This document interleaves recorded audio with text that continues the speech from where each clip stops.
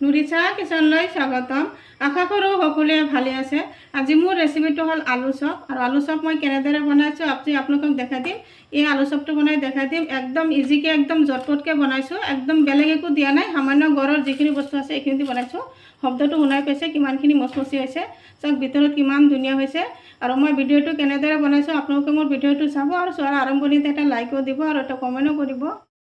Potato চপ বনাবৰ কাৰণে মই এটা 6টামান আলু ল'লোঁ, আৰু আলুকেইটা সিজাই বাকলি গুচাই ল'লোঁ।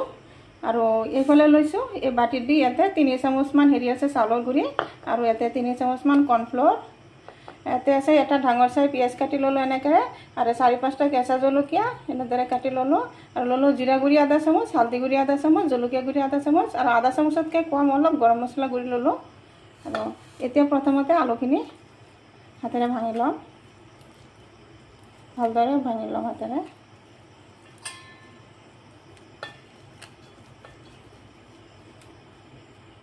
আলুখিনি ভালদৰে ভাঙি ল'লোঁ, আৰু এতিয়া ইয়াতে দি দি আছোঁ 1 চামুচ সোৱাদ অনুসৰি নিমখ দি দিলোঁ, আৰু দি দি আছোঁ এই গোটেইখিনি উপকৰণ ইয়াতে দি দি আছোঁ। এইখিনিও ভালদৰে একলগত মিক্স কৰি দিম।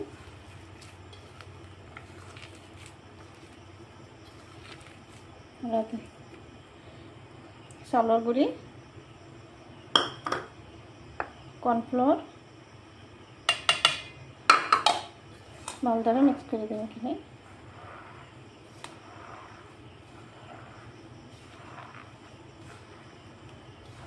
গোটেইখিনি ভালদৰে মিক্স কৰি দিলোঁ। দেখাই যে অলপ ডাঠ হৈ গ'ল, অলপখিনি পানী দিম ইয়াতে।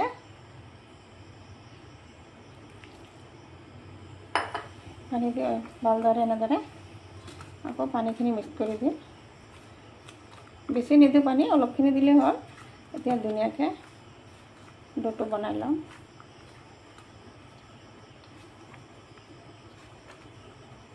এনেকুৱা টাইপত বনাই ল'লোঁ। একেবাৰে বেছি ঢিলা বনোৱা নাই বা বেছি ডাঠো বনোৱা নাই, দেখা পাইছে। হাতত অলপ ৰিফাইন তেল লগাই ল'লোঁ, আৰু এতিয়া ইয়াৰ পৰা অলপ ডো লৈ আছোঁ, আৰু অলপ ডাঙৰ ডাঙৰকৈ বনাই দিম। আৰু আলু চপ অলপ ডাঙৰ ডাঙৰ হ'লেই ভাল লাগে। হাতৰ তলত লৈ এনেদৰে অলপ হেৰি কৰি অলপ চেপেটা কৰি দিলোঁ, এনেদৰে চেপেটা কৰি এনেকুৱা টাইপত বনাই ল'ম, দেখা পাইছে। আৰু এইটো প্লেটত ৰাখি দিলোঁ। ঠিক তেনেদৰে আৰু অলপ ল'লোঁ, এনেদৰে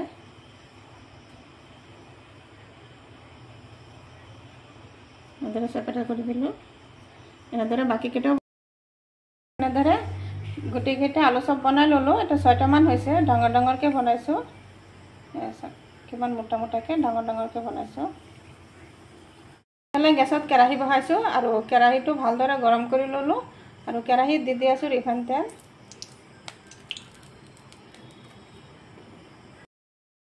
তেল গৰম হৈ গ'ল। এতিয়া তেলত এটা এটাকৈ আলু চপ এনেদৰে দি দিম।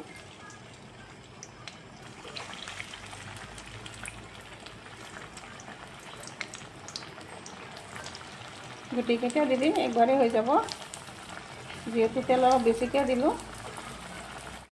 আলু চপকেইটা ল' টু মিডিয়ামত মই ভাজি আছোঁ, আৰু অলপ ওলোটাই দিম, লাহে লাহে ওলোটাই দিম। এনেদৰে গোটেইকেইটা ওলোটাই দিম। এনেদৰে ওলট পালট কৰি আলু চপকেইটা ভাজি লৈ আছোঁ। আৰু চাওক আলু চপকেইটা ফুলি কিমান মোটা মোটা হৈ আছে, বহুতখিনি ফুলিছে আগতকৈ, দেখাই পাইছে।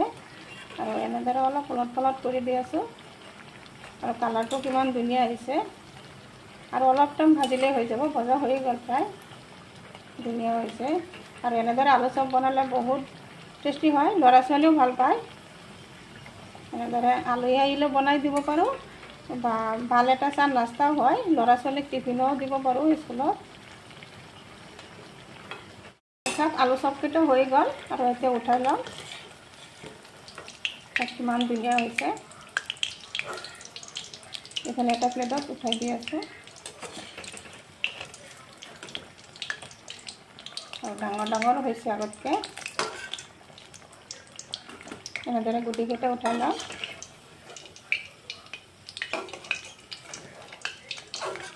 গুটিকেইটা আলু চপ ভজা হৈ গ'ল, চব কিমান ধুনীয়া হৈছে আলু চপকেইটা। শব্দটো শুনা পাইছে।